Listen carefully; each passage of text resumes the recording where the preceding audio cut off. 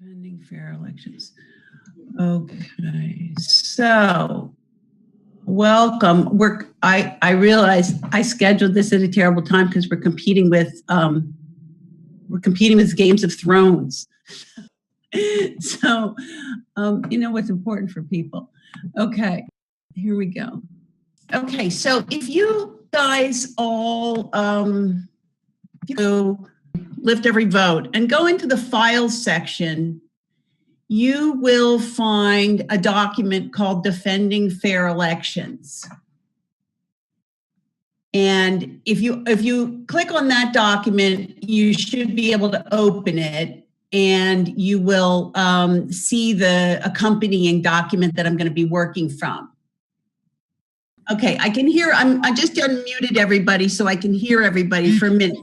Can everybody see that in the events section on the left side of the group, which would either be Lift Every Vote or Code Blue, there's a file section, and if you go into the files section, you'll see a file called Defending Fair Elections.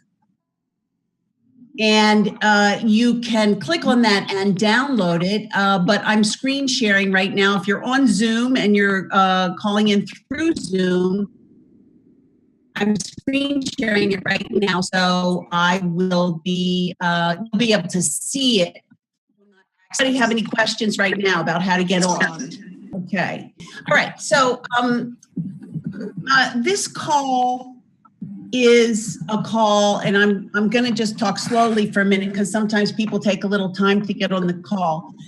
But this call is a call to talk about the election, the Suppression Commission, and what we can do about it, and to start to talk about long-term, you know, how we can respond to this commission and also respond to the actions that Trump is taking to really unravel our democracy.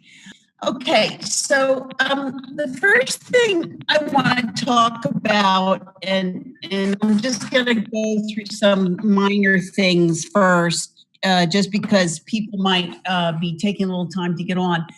A lot of people are confused between the terms voter fraud, election fraud, and voter suppression. So, you know, voter fraud is obviously what Trump is accusing everybody of. It's what he claims happens when people supposedly vote twice in two different states on a workover to vote again because, gosh darn it, it matters so much. Election fraud is something different. And election fraud is what happens when the vote count is manipulated. It's called electoral fraud, or it's called election fraud. And what we need to work on as a group is both voter suppression and election fraud. Of course, you know, voter suppression is something that everybody understands, and they have a sense of how it works in terms of ID and in terms of you know, registration manipulation and stuff like that. But a lot of people, I find, really do not understand election fraud and how it works. So I just want to talk to you a little bit about that. Hold on. Okay, I just want to talk to you a little bit about that. In 2002, Congress passed HAVA, which was a modernization act that was designed to solve the problems of the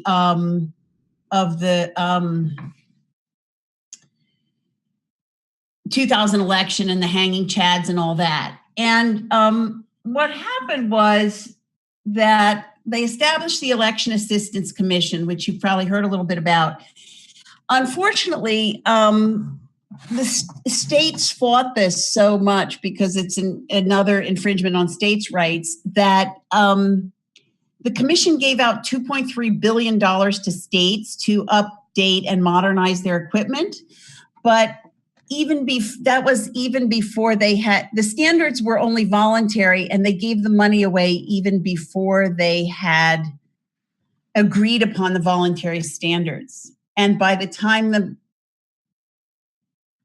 computer equipment was purchased, it was already obsolete. The problem with this equipment is that we've allowed, obviously, corporations to take it over and to sell to states very, very complicated equipment that leaves no trace and needs calibration and needs fancy engineers, software people to manage it.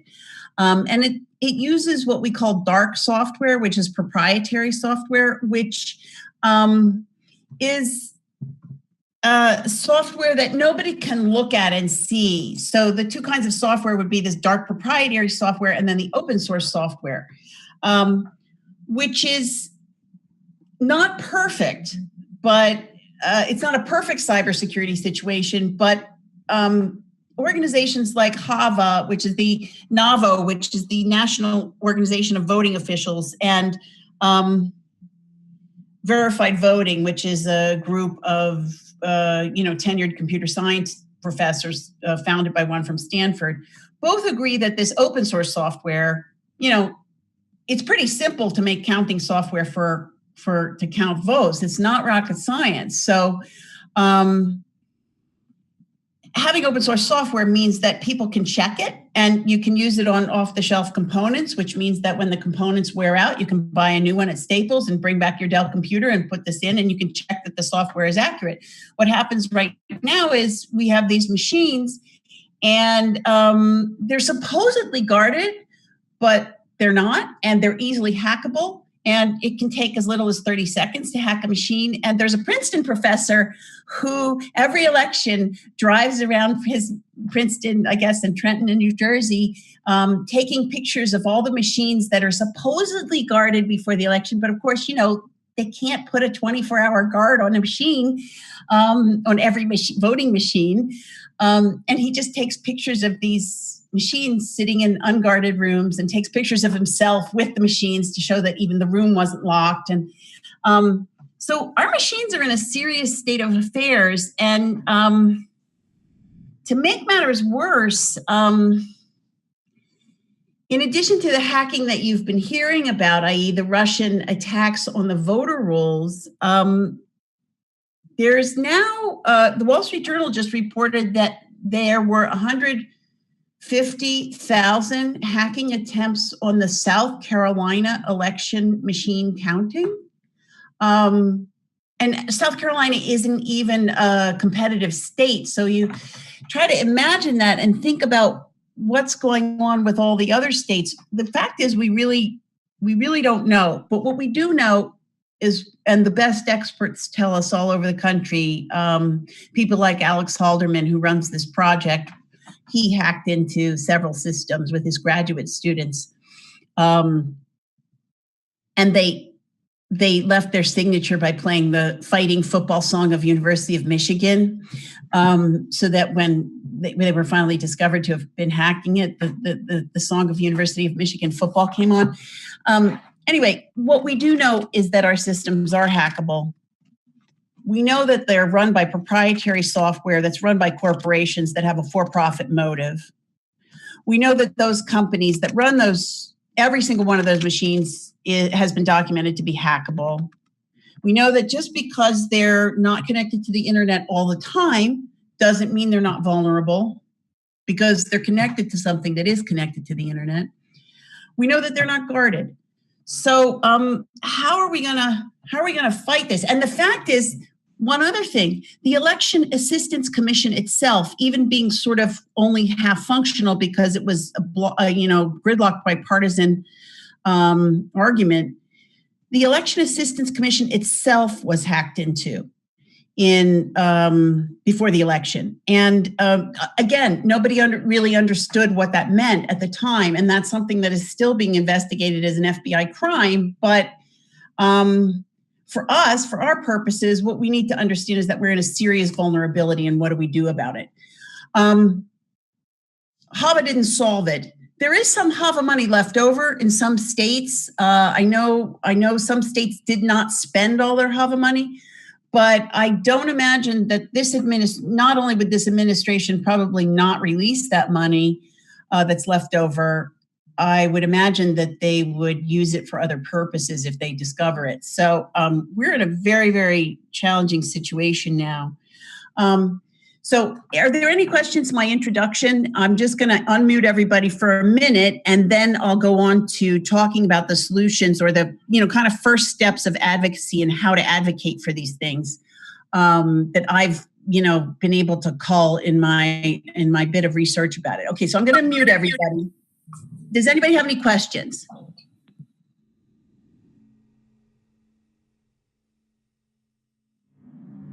Any questions? Not yet. Not yet. Okay, great. All right. So let's go on to now I'm going to mute all again. Okay. So let's go into the document that I compiled. I'm going to go from the very, very banal to the more complex. And some of the more complex things that we're designing at Lift Every Vote are not yet on here, but this is the start, and this is what I wanted to talk to you about. The first thing is just how to talk about it. You need to be very clear with everyone that you talk to about this, that you're talking about election fraud, and that election fraud means count manipulation. And make a clear distinction between election fraud and voter fraud. Voter fraud is, misvoting, and election fraud is manipulating the count to change it.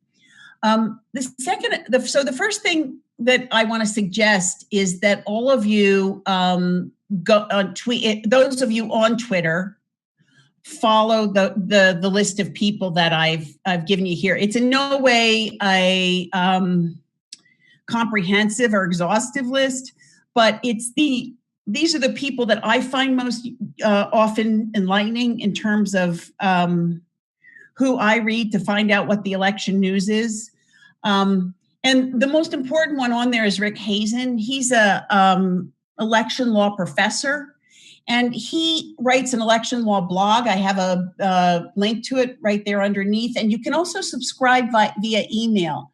And this is really, really useful because, I personally have found that a lot of people who understand voter suppression are very reluctant to believe that we have widespread count manipulation.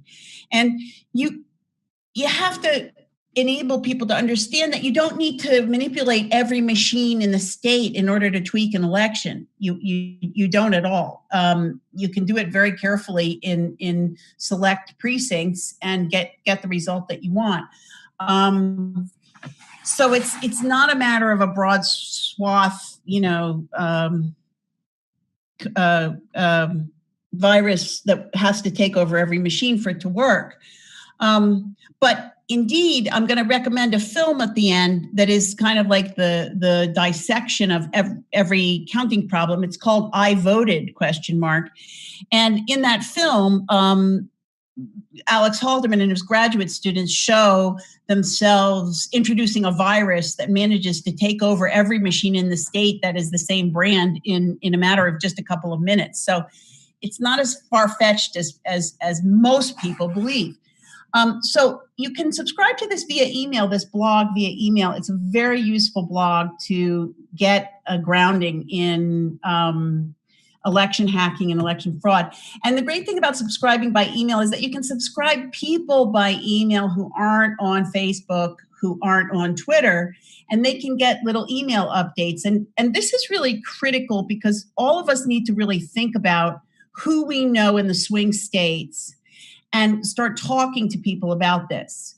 Because in many, many states, many counties, like where I worked in Pennsylvania, many counties vote in a way that is completely unverifiable and leaves no trace whatsoever and cannot be recounted and cannot be audited.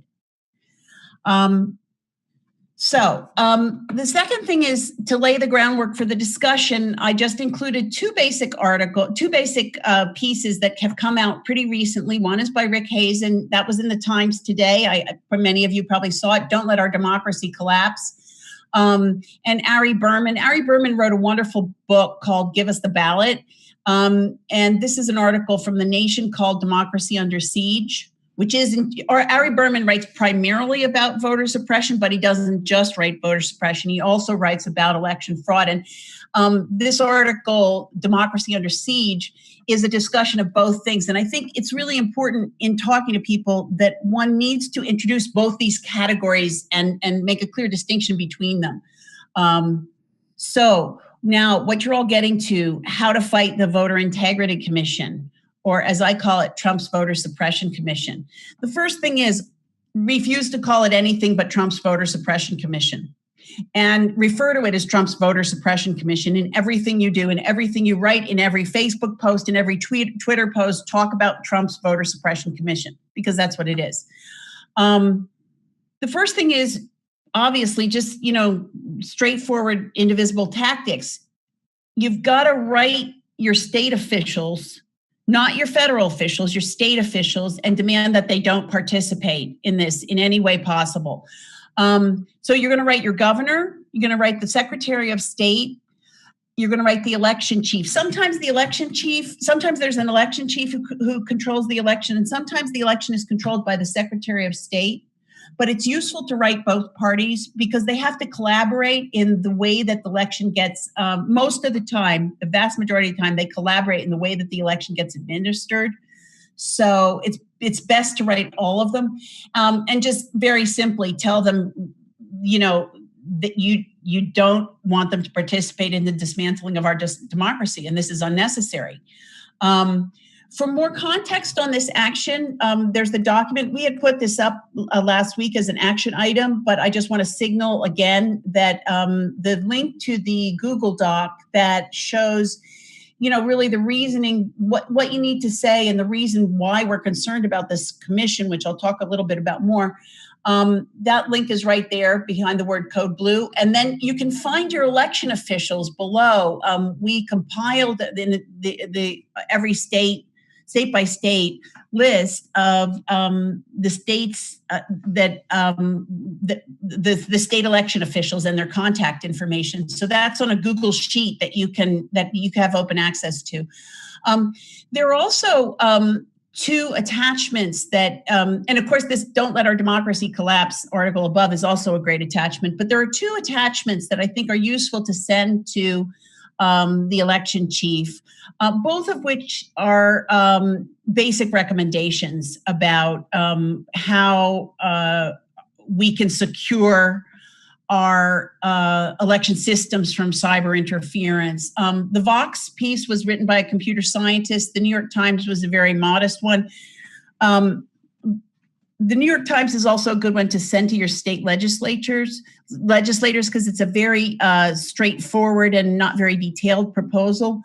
But I think the bottom line is that all of your state officials, from the governor to the state secretary of state to the election chief to the heads of the election committees. In other words, in most states, there's a joint committee on elections that has members of the state Senate and the state House in it, but sometimes they're even separate. They're two election committees. Those are the people who really pull the levers in terms of how elections get executed.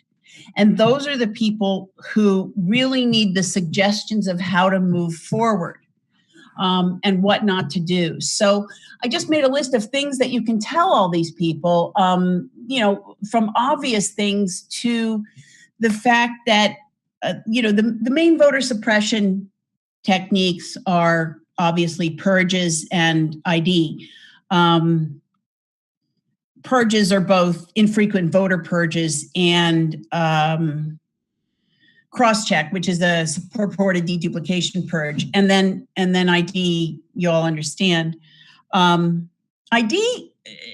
Just by the way, a recent study came out indicating that ID is much more detrimental than we thought, and two professors put its effect at diminishing Democratic participation by 8.8%, which is really astounding. But what that means is it's not just you're turned away at the polls because you don't have the ID, but you decline to go to the poll due to ID confusion. So it's a way of depressing turnout as well. Basically, what you just want to say, that if you want to write a very short letter, you just say you don't want them to restrict the ability to vote. You don't want them dismantling our democracy. If you want to go into it more, you say purges don't work and they disproportionately affect minorities. And the real solution is automatic voter registration, which satisfies both sides because it cuts down on the possibility of fraud. It makes the rolls more accurate. It's cheaper to maintain, and it also registers more people. Okay, so, and in that, I would just, again, every single time, call it the Voter Suppression Commission. Just below this, I have the ACLU's link. I have to check this right here, but I have a link to a broadcast of Teresa Lee. She's an ACLU staff attorney, and skip forward to minute 14 because the intro guy blathers on forever. But Teresa Lee is a staff attorney on the Voting Rights Project of the ACLU, and she's talking just about the Voter Suppression Commission and how it works. And the ACLU also has a petition that I think is worth signing. I don't generally believe in petitions, especially internet petitions, but I think this one is worth signing. I kind of trust the ACLU on it. So that's an interesting resource to have, and she's a good person to quote. The third thing that you can do, and at the congressional level, what we need basic standards for how cybersecurity has to occur. And the thing to know here is that Obama tried to designate our election systems as critical infrastructure. That designation has all kinds of consequences in that the Department of Homeland Security then comes out to protect it. And states push back on that due to states' rights situations. But, of course, it's not going to work if Congress designs it, but it will work if the Department of Homeland Security designs it. There's a letter that the National Election Defense Coalition wrote that is like an 11-page letter signed by many computer scientists that has many recommendations in it. And I have a link under number 3 there. You can see just below, tell Congress to implement the recommendations of the National Election Defense Council. I have a link to the letter itself. This really is the highest level thinking on what needs to be done. The National Election Defense Council is very serious. It's led by James Woolsey, the former head of the CIA. It has the Brennan Center on it, which is the foremost tracker of voting legislation. Alex Halderman, the computer scientist, voting technical software expert, works for them too. Verified voting is on their list. So they have more of the top people in one place than I've ever seen before, and they have more sensible goals than I've ever seen before. And by the way, basically what their goals are that we need to use paper ballots. Everybody needs to use paper ballots. Some states already all use paper ballots. Like I'm in Massachusetts. Massachusetts uses paper ballots. But for example, New Jersey, every machine in New Jersey is a machine that leaves no record whatsoever. So you need to figure out where your voting is in your state. And the way that you do that is you go on verifiedvoting.org. I didn't put that down here, but you go on verifiedvoting.org and you look up a tool called The Verifier, and you just pick your state and it'll tell you exactly county by county what machines your state is using. If you're not using all paper ballots, there's trouble, because even if you're using machines that capture the ballot and take a picture of it for the voter, for example, Ohio's right now being sued because they bought these machines that capture the picture of the ballot and supposedly print it out for the voter, but they turned off the camera, and then they have to be sued to turn back on the camera so they can actually make the record. And Ohio argued that it was too hard to turn on It's insane. So really, we need paper ballots, and this is the thing to advocate for. And in your phone calls with your state level officials, with the election committee heads, and with the Secretary of State or the election chief, the thing to advocate for is, a robust audit of the vote and paper ballots. That's the things that everybody agrees upon. The other recommendations, in this National Election Defense Council, they can disagree on. But the real thing is that we all need to make noise to talk about the security of our elections, because they are absolutely not secure. And most of the country, even very, very smart Democrats, are not aware of this. They're not aware of how much hacking has gone on. The Russian hacking is merely like the cherry on the very big ice cream sundae. This has gone on, and it hasn't just been the Republicans, it's been both parties. The Democrats were convicted of it in 1994. So, it's not a, they don't get the prize on that, although, recently it seems more to go in that direction. Okay, so the letter from the National Election Defense Council is the single most important thing that you can do. And you should be passing this letter out to everybody you know and saying, this is the letter you need to send to Congress. Another letter you need to write, and it's a different letter, is tell Congress to protect the Election Assistance Corporation.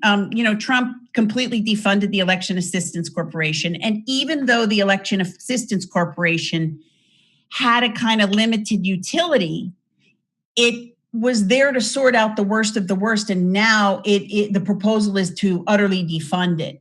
That's the goal. So there's a document below that, which is a Brennan Center background about it. A really simple thing to do is just print that out and write a one-line note saying, please support and defend the Election Assistance Corporation. And just, you can just print out the Brennan Center background and that's it. One thing about writing letters that I haven't really heard people discuss is that what's a good thing to do when you write a letter to your congressman is say, I am going to be calling you next week to follow up on this, and call them. Like everything else, if people think that they're going to get a follow-up, they're going to read it. Okay, so number 5 is recruit for Election Watch. Election Watch is a new project of an organization called Lawyers for Good Government. That's another organization that has sprung up since the election. It now has 130,000 lawyers in it, and considering that there are only about 1.4 million lawyers in the whole country, that's pretty impressive. Their goal is to put a lawyer in every precinct in every polling place in America. So not just for the election, but tracking any changes in election legislation that might be happening before they are instituted, and before you get to the point where you show up for the poll and suddenly something drastic has changed in a way that is not supportive of voting. This is something that you can talk to any lawyer you know about. Everybody knows a lawyer, right? You can talk to any lawyer you know about. You can talk to your elected officials who are lawyers. And you can tell them that you want them to recruit for this project, because this is really critical that we have the eyes on the ground in every precinct. Of course, in places like New York City, there are plenty of people to observe the elections, but in other places there aren't. And so if we network out with this project and support this initiative, it's an excellent initiative. And Lawyers for Good Government is partnering on this with another wonderful organization called the Committee for Civil Rights Under Law, the Lawyers for Civil Rights Under Law, which is a very older organization that was founded by President Kennedy. So both together, we really want to up and actively recruit for it, especially in states that were swing states where the exit polls differed greatly from the results. Those are the states that we really want to focus on. The states where repeatedly the results in polling and exit polls show one person ahead, and then the eventual count goes in the other direction. that, by the way, is a internationally accepted sign of election fraud. And by the way, is the reason we did not certify the Ukrainian election was because the exit polls were too far away from the result. And yet that's what happens in America all the time. And news organizations have simply started revising the polls to reflect the count, which is strange. Okay, so this is an obvious generic thing, but you've got to write your state representatives, and we're currently compiling the list. We just compiled it on Lift Every Vote on a post from July 13th, and we're just currently putting it in a document now. Basically, who you want on this state representative letter is you want to write your state representative, and you want to write the people in the election committee and tell them that you, in addition to fighting voter suppression, you expect them to clean up our massively insecure voting systems to prevent election fraud. They're not in a position to execute the national standards that the Defense Coalition recommends.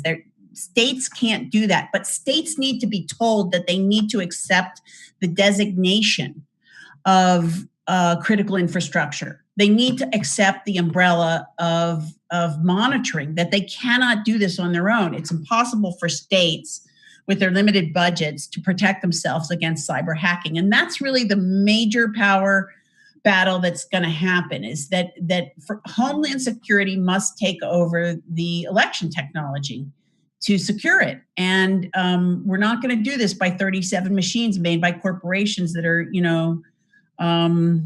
that have a profit interest. So you also want to write the newspaper and send them some of this documentation and ask them, have they done a story about what the state is doing to secure the voting system? The state really can't do a lot because states aren't in position to protect this stuff. That's the whole point. But once the local newspapers understand that you're concerned about it, they start asking those questions. And those are the questions that put state elected officials on the spot in terms of why are they attempting to hold and maintain control of election systems that they are not qualified to secure. That's our trouble. And then finally, and I realize this is a very rudimentary list, but it's just where to start. Finally is I Voted, which is this documentary by Jason Smith. This is a documentary that's like electoral dysfunction in that it's a kind of, a little bit of a Hollywoody documentary where one guy goes out and tries to figure out what happened in an election in which a completely unqualified guy won the Democratic nomination for senator in South Carolina. This guy was like unemployed and had never had a job, won it. And this isn't the only place that this had happened. In Jim DeMint's race, I think he's from Minnesota or whatever, Wisconsin. A similar thing happened where the Democratic primary went very, very strangely to someone whom nobody knew or expected, and then DeMint crushed him. But there was an actual adversary who was a real candidate. And in both of these cases now, election fraud people feel that the count was manipulated in order to give the Republican in the general election the advantage without even having to manipulate the count in the general election, because the candidate that they supported in the primary was so underqualified that nobody would vote for him. I Voted talks about all of this, and it is the single, even though it takes an hour and 20 minutes to watch, the single best tool to recommend, I think, to people who, are at the beginning of thinking about this and are not easily persuadable that this craziness exists. So, the first thing to do is watch it and ask a bunch of people to watch it. The second thing is to set up a screening of it. And I would strongly suggest that everybody, pick a place to organize a screening of it and invite both the Democrats and the Republicans to it. That's something that we're going to talk about in Lift Every Vote, is how we can, because voting reform, it's very difficult to achieve voting reform in a partisan manner. Every single voting organization, like the League of Women Voters and Common Cause, and like that works on voting is a nonpartisan organization, and we've got a really big, very easy, very, very straightforward battle here between those who would like to restrict the franchise to win elections and those who would like to expand the franchise to win elections. But basically, you have to do this kind of work on a nonpartisan, from a nonpartisan point of view and from a nonpartisan angle. And I think it's really important to approach people from that point of view, and to approach both Democrats and Republicans, and to approach Republicans and say, I know we disagree about a lot of things, but the thing that we agree on is that every citizen who's eligible ought to be able to vote and be counted, right? That's something that once you say it, it's almost impossible for people to disagree with. And I was just talking to the director of I Voted today, and he said that he had shown it to a Republican committee in Rhode Island, and they were now taking it and showing it everywhere, because it's very straightforward. Voting and having your vote counted is not a partisan issue. And it's important to really, really say this, that the defense of elections is about whether we want to be a democracy or something else. That's what it is. And so, I think there's a lot of media attention about people who would suppress the vote in any way possible. And I think this is a real political machine problem. But if you ask average Republican voters, they are not for this, and they will not support it. So that's basically the introduction. And I want to stop there, and now I'm going to unmute everybody and see if anybody has any other questions. We're going to go, we have the one link to the Google Sheet that shows you the governor, the secretary of state, and the election chiefs and their contact information. We're just compiling the document that will have all the election committee members in it in your state, and that should be up by tomorrow. But the information is already up in the post that we have on Lift Every Vote, which was from July 13th. So you can find that information if you want to start there. Okay, does anybody have any questions? This is really great information. Can you hear me okay? Yeah, I can hear you great. Thank you very much. Is the I Voted just tell me who's documentary speaking. Easy? Tell me who's speaking. Oh, this is Laura. Okay. Williamstown. Hi. Is the I Voted documentary pretty easy to find? It's very easy to find. It's on Amazon. I had it on Amazon. Oh, great. Okay, and I was talking to him, and it's cost $7 to have a public screening of it. But he said, one of the things that we're experimenting with, like in the local Great Barrington Theater, we had one film that Mike Wise, the Democratic town chair, so smartly organized, and I think they might be willing to organize other ones. I think we're thinking about, I've been thinking about like a voting trio. So like there are three voting films, like Electoral Dysfunction and Stealing America Vote by Vote, and then this one. So we were sort of thinking about showing it in the movie theater on a Sunday morning, and seeing if we can get an audience. I don't know if we can get an audience for it, but that I Voted is it's available on Vimeo. It's available on Amazon. And Electoral Dysfunction, which is a very good kind of introductory voting film, that is free. You can, I didn't mention that in this piece, but Electoral Dysfunction, just go online, look for it. You can order a DVD and they will send it to you for free. Right.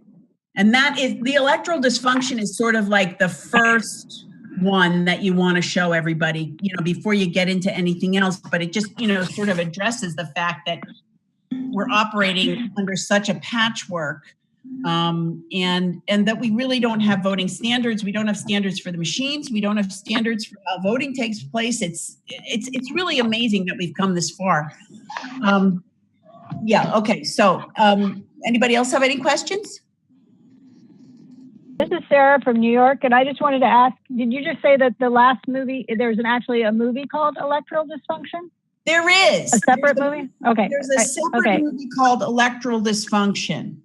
And that was the first one that I showed when I started this voting group up here in Massachusetts. That was the first one that I showed because it's a kind of funny movie, and it's very straightforward about looking at American voting. And what electoral dysfunction sort of gets into is this, the parallel perceptions, the perception on the left that there's so much voter fraud, and the perception on the right that there's so much, the right that there's so much voter fraud, and the perception on the left that there's so much voter suppression.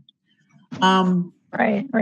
Then there's the second film is The Best Democracy Money Can Buy. That's the Greg Palast film about crosscheck. And that's kind of like a little bit overproduced. It's kind of Hollywoody. He has some stars coming in here and there and everywhere. But I showed that to several groups. And, that's very good for people who have no understanding of how suppression works. And then this one is about election fraud. So, Greg Palast's film about voter suppression and this film about election fraud kind of make a good pairing with each other, in that they sort of tackle the two sides of the attack on the franchise and the attack on voting. Anybody else? Okay. Yes. I wanted to just ask one other thing, which is that just when you keep referring to, when I go to the Lift Every Vote website, it says it's under construction, and then there's the Facebook groups, but I'm not on Facebook. So when you're referring to the various documents, I can't get them through unless I'm in the wrong place. So what I'm going to do, we have our email address is lifteveryvote@gmail.com. Okay. So if you send an email to lifteveryvote@gmail.com, we can, and tell them to put you on the mailing list. Pretty much every post that I send out that is informational and has a link to it goes out also via email to the people who are not on Facebook and don't want to be on Facebook. And I'm actually getting those. I'm getting those, and they're great. But those documents that you sent were through Facebook. I'm going to this one document here that I have that I used for this call that has all of the links in it that I mentioned will go out in an email just like tomorrow morning, okay, as a follow-up to this, and with the link to the recording. So we'll have a link to the recording in the email, and we'll have the document there too. It's just a 2-page Word document with a whole bunch of links in it. Okay, so you'll be able to get that, and then you can forward that to anybody who you think might be interested. Great. Okay. Thank you. Thank you. Joy? Any other questions? This is Jessica from Williamstown. Can you hear me? Yeah, sure. Hi, Jessica. Hi. I'm just wondering if there was, one book for a resistance group who has a book group to read first, in terms of something everybody can read together. I'll tell you something. There are many books, but if you wanted me to, and I'm a little hesitant to recommend this because I haven't read it through yet, but I just started Democracy in Chains. That book just came out, and that is a book that's all about the right's, secret plan to steal our democracy, and that includes electoral fraud. The Best Democracy Money Can Buy is also a book.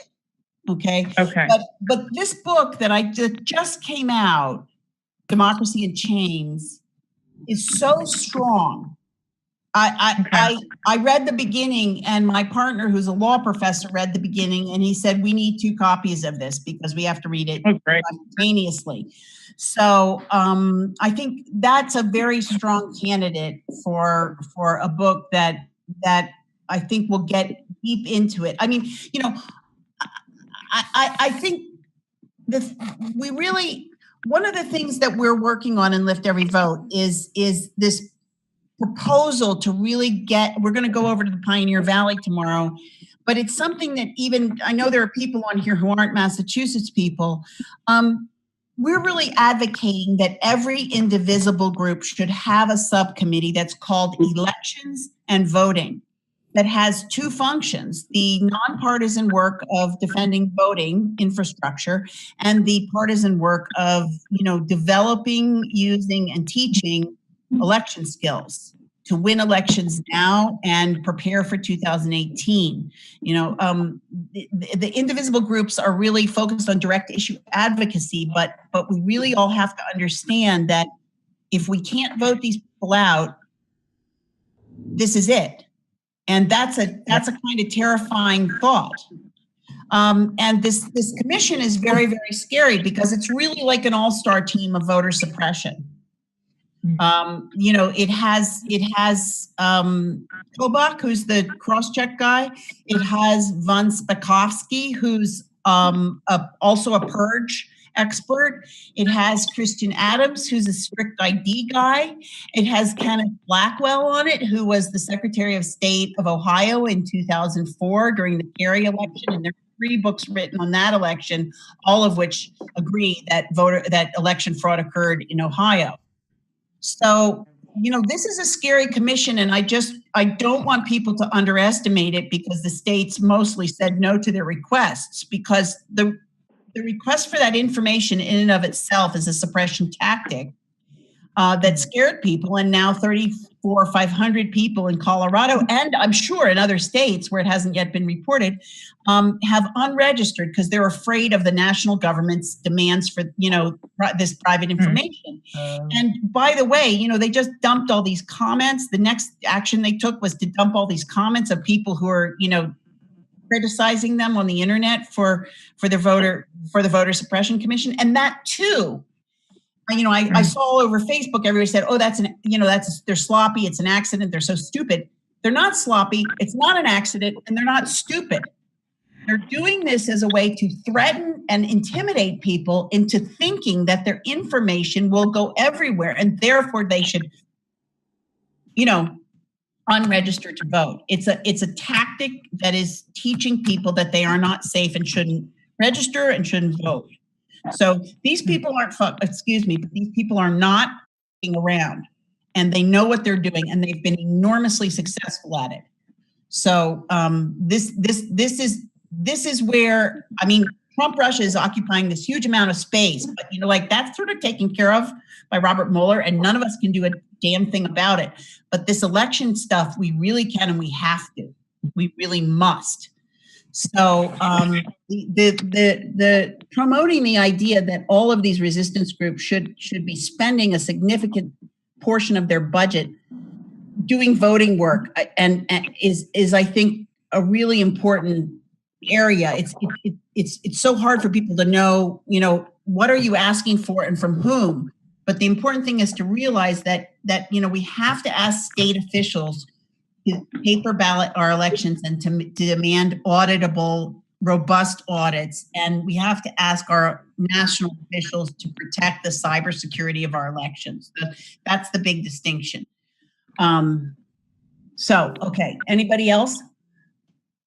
This is Laura again. I have another question. Sure.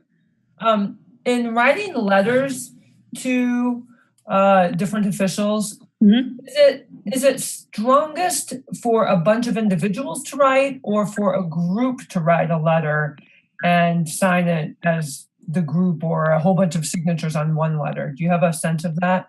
It's stronger to write more letters. Okay. With all of this stuff, I think there's a rule of advocacy, which is the harder it is to do, the more effect it has. So the number one effect always is going to that representative's office and sitting there. That's number one. And that has the most effect, no matter if it's a local, a federal, whatever. Sitting in their office, standing there so they can see your face. That's it. And with this kind of election work, you can. So an email has almost no effect. A petition has almost no effect. A postcard has almost no effect. But when you start to get into, you wrote a letter and you mailed it and you sign it and you say, I'm going to be calling you next week, that starts to have an effect because the staffer has to answer it and the staffer has to be ready. Phone calls have an effect, but in phone calls, you can't really discuss policy. You basically just want to get the count. You want to get them to realize I care about this, people care about this. And, if you can get 50 people to call William Gavin and say, we want automatic voter registration, that really matters. Like in your group, one thing that you can do is schedule every single person every 2 days. So you just make a calendar and you schedule people every 2 or 3 days to just keep calling, tick, tick, tick, tick, tick, tick, to spread it out over time, to tell Galvin and to tell the head of the elections committees and to call Baker's office too, the governor, your secretary of state, your election chief, and tell them you want automatic voter registration. So calls that go over time are really useful. More letters rather than one letter.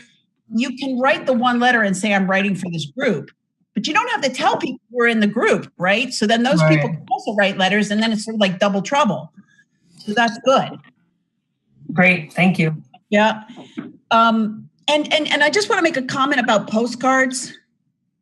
I'm never popular when I say this, but where postcards work is in GoTV election work where you're writing to other Dems and asking them to vote. One of the candidates that just flipped in Oklahoma was a postcard candidate, meaning that there was a national postcard campaign from Democrats to write to Democrats in that district and ask them to vote. That works. Writing to a Republican and decorating a postcard doesn't work. They don't care. The only thing that works is serious confrontations with them and serious big media pushes. So spending a lot of time sending postcards to Ivanka Trump or anybody else just simply has in my view, and I know other people think differently, but in my view, if I were them and I were that level of amoral in terms of trying to affect the policies that they're trying to affect, I don't think I would be affected by a bag of postcards being delivered to my door. I think I would just say, James Butler put them in the dumpster, right? And I wouldn't care. So I think postcards work with fellow Democrats. I don't think they work with Republicans. Excuse me. Yeah. This is Lindsay from San Diego. Are you saying that a letter does work if postcard doesn't? I think letters work better than postcards. But I think letters work to your own elected representatives. And I think you have to, one of the things that you think about in how you advocate is you have to speak differently to people who were elected by a very wide margin than people who are in who won by a tight contest.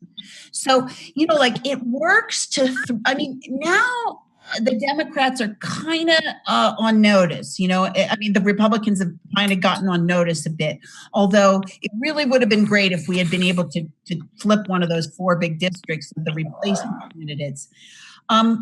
The point being, at a state level and on a congressional level, you can be a bit more pushy and aggressive with people who won by 2 points or 3 points. If they won by 20, if you happen to be in a district where somebody wins repeatedly by 20 points, like we have this congressman who represents the Berkshires in Massachusetts named Richie Neal, and he wins by so much that he is not under threat no matter what. So it simply doesn't work to, challenge him in a confrontational way because he's so sick. You have to kind of massage people like that because you have to recognize that they have a different sort of power than somebody who could be deposed next election. He won't be deposed next election. So I live in California, the land of no Republicans. Yeah, well, that's good. We all want to move there now. So, but I think really what you want to focus on is, we in the Democratic states do not have much pull with these senators. And I was a speaker at the Indivisible Mass Conference where there was a former congressional staffer who talked about how to impact on an issue.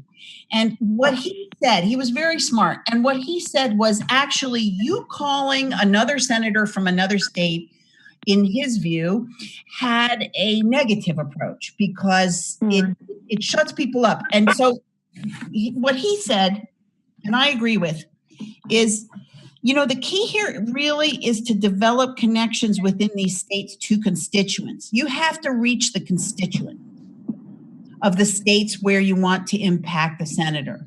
So, like really anything, like you can look up the Unitarian Church and look up the Social Justice Committee and start talking to these people in these states and say, how can I support you? What do you need me to do? Do you want me to draft a letter for you? Do you want me to research something? It's really a matter of figuring out, and of course, Swing Left is doing a lot of that. And sometimes, people are very receptive to it, and sometimes they're not. Some Democratic committees aren't receptive to kind of outsiders coming in because they understand how that will be perceived. But really, the thing is, in these swing states, you really have to find the constituent. You have to find the people in Pennsylvania. You have to find the people like with the healthcare thing. You have to find the people that who are under those senators. Do you know anybody in that state? And that was actually echoed by a New Hampshire congresswoman. I can't remember her name. She also came and spoke at this Indivisible conference, and she immediately said, "How many of you know somebody in Alaska? How many of you know somebody in Maine?" She said, "The first thing to do is call those constituents and ask them if they know anybody else you can call in that state." So, we really have to think about, the easy job is to call up every senator. The harder thing is to really think about how to build these spider webs of constituents to get constituents. And one tactic that really works, if you have call waiting, you often have call conferencing, from Verizon. So you can call your friend and then say, "Hey, would you be willing, if I conference you in with your senator, would you be willing to talk to them?" And then you just push flash and you call the senator and you push flash again and the three of you are on the phone. And that also helps people who don't really want to, who they might not want to call themselves, but if you're on the phone call together, that works too. So these are kind of like little nuances of tactics, but I think we're all trying to desperately figuring out what we can do to be effective. And I think in terms of voting, we're really going to have to figure out how not just, we've got to pass automatic voter registration in the blue states and show that it's a model, and that automatic voter registration is the single most important thing we can do, because it is the answer to voter suppression purges, because the rolls become very accurate. But in reaching other states, we got to reach those constituents. We got to figure out how to reach those constituents. Okay, we're going over, so I'm just going to see if there's one more question, and then I'll say thank you all for listening. Is there any more questions? I have a question. Yeah. Can you hear me? Yeah. Oh, okay. I typed it into the chat, but are there any districts in Massachusetts where we need to worry about ballots and ballot counting issues? I know we have paper ballots, but I've heard that there are sometimes problems with optical scanning machines as well. And I'm just wondering if there are any places we need to worry about in Massachusetts. I don't know the answer to that. We vote with paper ballots everywhere. So Massachusetts is pretty safe. But there are other things that go on.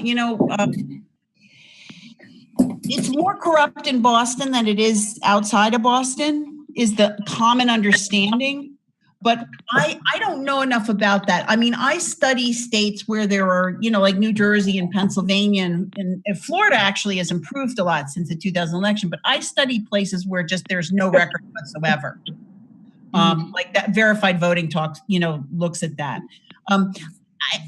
Rod, I don't know that that's the case. That's a very good question, and I think I'll do some research on that. But it's certainly my stumbling around. I haven't heard of that. Okay, well, I remember there were some problems during the primary also. People felt that there were problems, but I can't tell you exactly where at this point. I don't remember. Yeah. I don't know the answer to that. And I would have to think about that. I feel like, right now, there's a tsunami coming, and and we've got to figure out how to get to the high points and survive it. And this tsunami is this administration dismantling the basics of democracy, which were very weak to begin with, So it's not as if they're just knocking something down that was very strong. It wasn't. Right. Okay. Yes. Okay. Any other questions? Good. That's a nice silence. Okay. Thank you so much for taking the time to listen. And, feel free to contact me on Facebook or by email at lifteveryvote@gmail.com. I'm happy to answer anybody's question. And if anybody wants to think up how, we're going to have a series of kind of actions that we're going to ask other resistance groups to take in terms of scheduling films, in terms of lobbying officials, and in terms of, doing public awareness campaigns. In Massachusetts, we're going to be preparing for a voter registration drive next 4th of July. Going forward, we're hoping that everybody who's in Indivisible will, have this voting and election subcommittee, and that they'll be in touch with us, and, we can help them move the voting stuff along. I'm available on Facebook. I'm available on lifteveryvote@gmail.com. Anybody can contact me, and I'm happy to do whatever I can to help anybody's advocacy efforts at any time. One more question? Yeah, sure, of course. Okay, this is relevant to what you're saying. How available are you to come speak? I've gone to speak a lot of places, and there are people in Lift Every Vote who just schedule me. So okay. I'm happy to do that. And there are other people in Lift Every Vote now who can go out and talk to people. So I'm happy to do that. Why don't you get me in private, and we'll talk about where you are and when I can get there. Like I said, I'm going out to Northampton tomorrow night to talk to this whole group of Pioneer Valley resistance fighters. And, I was just out in Lexington a couple of weeks ago. So, I can't spend all my time, but I do go out and talk to people. Absolutely. Right. I'm happy to do that. Right. Well, and one of the reasons I'm suggesting it, I'm going to suggest it also to my Democratic Town Committee. That's right. That's a good idea. I am actually the Democratic Town Chair of New Marlborough. And one of the things that we're working on in Lift Every Vote, actually, I'm working in Lift Every Vote with the automatic voter registration in Massachusetts. I'm working under Common Cause. Common Cause is really the organization that's the umbrella organization. I basically take direction from them and suggest things to them.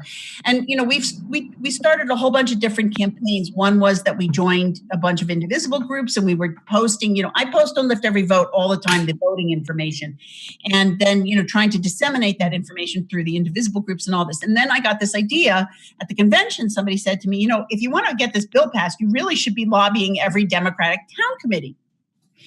And even though I'm the Democratic town chair, our town committee is very inactive. So I hadn't thought of that. And now we are compiling an accurate list of all the Democratic town committees. And I went back to Common Cause, and Common Cause said she thought that was the single most effective thing that she had, heard from an activist group. So we're in the process of building up that database. Everything depends on a database. And we're in the process of building up that database of the Democratic town committees chairs, so that we can get each of them to understand automatic voter registration and maybe hold one public event, at a library or whatever, to explain it to the public. Basically the goal is, if 3 or 4 people go, there's a whole list. We have a flyer on Lift Every Vote of Massachusetts, and on the front is all the information, and on the back are all the Democratic reps who haven't yet signed on.